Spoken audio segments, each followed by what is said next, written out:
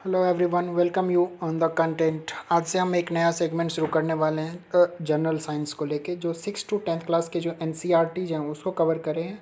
और जनरली ये देखा गया है रिसेंट टाइम में कि जनरल साइंस का वेटेज जो है रेलवे के एग्ज़ाम्स और एसएससी के एग्ज़ाम्स में बहुत ज़्यादा बढ़ गया है। खासतौर से रेलवे में देखेंगे कि जनरल साइंस के क्वेश्चंस बहुत ज़्यादा आ रहे हैं। और ये जनरल साइंस जो होते हैं बेसिक साइंस होता है, जो जनरली 6 to 10th क्लास के सिलेबस से कवर किया जाता है, तो उसी चीज़ को हम कवर करेंगे।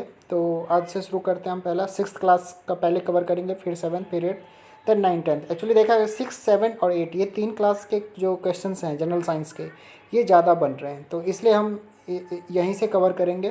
तो शुरू करते हैं। आज का पहला question, edible part of chilli plant is fruit. Edible part जो है चिली प्लांट का, वो जो होता है फ्रूट होता है, जो एडिबल पार्ट होता है। ये क्वेश्चंस अलग अलग प्लांट के बारे में पूछा गया है, तो उसको हम और भी कवर करेंगे आगे। तो अभी के लिए चिली प्लांट का जो एडिबल पार्ट है फ्रूट है। Oil is obtain from which part of plant. Oil जो है प्लांट के किस पार्ट से ऑब्टेन किया जाता है? सीड से। व्हाट इंग्रेडिएंट बीज केप्ट इन इट्स हाइव। बीज जो है अपने हाइव में किस इंग्रेडिएंट को रखता है जो कि वो फ्लावर से लेता है? दैट इज़ नेक्टर, जिसको स्वीट जूसेस भी बोलते हैं। Carbohydrates present in are food generally in the form of starch and sugar. Carbohydrate जो हमारे फूड में प्रेजेंट होता है वो जनरली स्टार्च एंड शुगर के फॉर्म में होते हैं। Indicator of starch in food items. Food item में जो स्टार्च का इंडिकेटर है या कहीं कार्बोहाइड्रेट का जो इंडिकेटर है वो ब्लू ब्लैक कलर होता है, और इसका जो टेस्टिंग एजेंट है वो आयोडीन सॉल्यूशन होता है। तो टेस्टिंग एजेंट जो है कार्बोहाइड्रेट का, वो आयोडीन सॉल्यूशन है। तो इसका मतलब ये है कि यदि आप जो फूड है हमारे फूड आइटम्स उसको आयोडीन सॉल्यूशन डालेंगे तो यदि वो ब्लू ब्लैक कलर आता है तो उसमें आपको पता चलेगा कि इसमें स्टार्च की अवेलेबिलिटी है। सेम प्रोटीन के केस में भी है। प्रोटीन का इंडिकेटर वायलेट कलर होता है। यदि फूड आइटम्स वायलेट कलर हो रहा है तो वो उसमें प्रोटीन का इंडिकेटर, और इसके लिए टेस्टिंग एजेंट जो है copper sulphate and caustic soda है। अब यानी कि प्रोटीन को टेस्ट करने के लिए कॉपर सल्फेट और कॉस्टिक सोडा के सॉल्यूशन में आपको फूड आइटम डालना पड़ेगा। तो यदि वो वायलेट कलर आ रहा है तो उसमें प्रोटीन का इंडिकेशन है। Next, which nutrient require for the growth and repairing of body. तो बॉडी बिल्डिंग ब्लॉक्स जनरली आपने पढ़ा होगा, प्रोटीन को बोलते हैं। तो उसी का एक ये क्वेश्चन है कि प्रोटीन रिक्वायर्ड है बॉडी के ग्रोथ के लिए और रिपेयरिंग के लिए। Which nutrients called energy giving foods. Energy giving foods किस न्यूट्रेंट को बोलते हैं? Carbohydrate and fat. एक्चुअली देखा होगा एनर्जी फूड बोलते हैं जनरली इसको, कार्बोहाइड्रेट एंड फैट को। कार्बोहाइड्रेट से भी ज़्यादा एनर्जी आपको फैट में मिलता है। Which food is called body building food. ये मैंने पहले ही 9th क्वेश्चन में क्लियर कर दिया था। प्रोटीन फूड्स को बॉडी बिल्डिंग फूड बोलते हैं। Which nutrient help in protecting body against disease. Disease के अगेंस्ट बॉडी को प्रोटेक्शन किससे मिलता है? वाइटामिन से। वाइटामिन में भी स्पेशली वाइटामिन सी से। तो which of this are not the source of vitamin. अब इस ऑप्शन में वाइटामिन ए का सोर्स कौन सा नहीं है? Papaya, guava, carrot, mango. तो गुआवा जो है वो वाइटामिन ए का सोर्स नहीं है। गुआवा एक्चुअली वाइटामिन सी का सोर्स है। Which of these are sources of vitamin B. Vitamin B किस में होता है? व्हीट, राइस, लीवर या सभी में।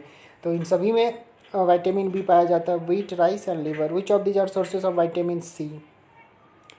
वैसे वाइटामिन सी के सोर्सेज कौन कौन से हैं? Guava, green chilli, tomato. All of these are sources of vitamin सी।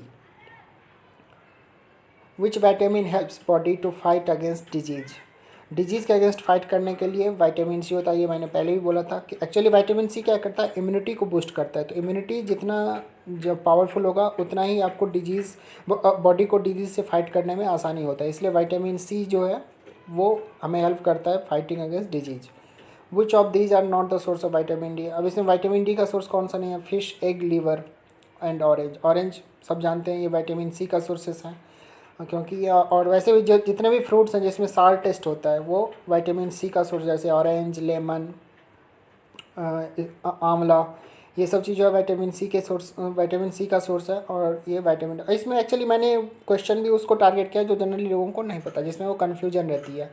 जो जनरली सबको पता होता है वो मैंने कवर नहीं किया ताकि एक्स्ट्रा क्वेश्चन ना बने। क्वेश्चन का बंडल ज़्यादा हो जाएगा बोझ, तो जो आता है वो भी आपको पढ़ना पड़ेगा।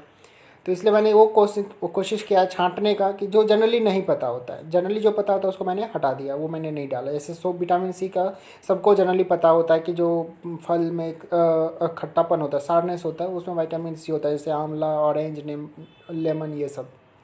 डेफिशिएंसी ऑफ प्रोटीन में कॉज, प्रोटीन का डेफिशिएंसी जो है क्या कर सकता है, stunted growth, swelling of face, discolouration of hair, इन सब में प्रोटीन की डेफिशिएंसी की वजह से ये सब हो सकता है। एक्चुअली इन सब का काफ़ी सारा वजह हो सकता है, इसमें एक प्रोटीन भी होता है, तो प्रोटीन की वजह से, प्रोटीन मेनली रिस्पॉन्सिबल होता है इन सब चीज़ों के लिए।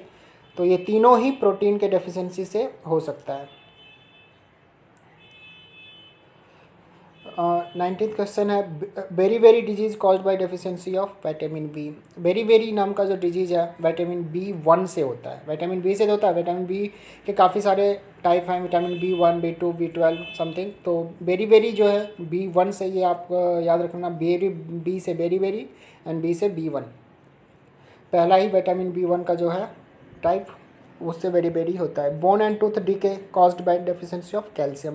यदि बॉडी में कैल्शियम की डेफिशिएंसी हो जाती है तो बोन एंड टूथ डीके हो जाता है, बोन वीक हो जाता है, टूथ भी वीक हो जाता है, तो ये कैल्शियम की वजह से ही होता है। Deficiency of which nutrient is responsible for skin disease and diarrhoea. Skin disease and diarrhoea के लिए भी प्रोटीन की डेफिशिएंसी ही रिस्पॉन्सिबल है।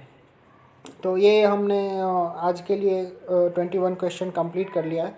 तो आज के लिए इतना ही। नेक्स्ट अगले वीडियो में हम आगे करेंगे। तो इस तरह से हम कंटिन्यूसली करते जाएंगे, डेली एक एक वीडियो मैं डालूंगा। तो 6 to 8th क्लास में हमारा फोकस ज़्यादा होगा, क्योंकि 9th और 10th क्लास में फिर वो जनरल साइंस से थोड़ा सा लेवल अप हो जाता है, वो साइंस हो जाता है। और 11th-12th तो आपके रेलवे और SSC में आता ही नहीं। तो टारगेटेड एग्जाम और SSC एंड रेलवेज है, उसमें जो क्वेश्चन आ सकते हैं मैक्सिमम, हम उसको टारगेट करेंगे। तो आज के लिए इतना ही। Thank you for watching.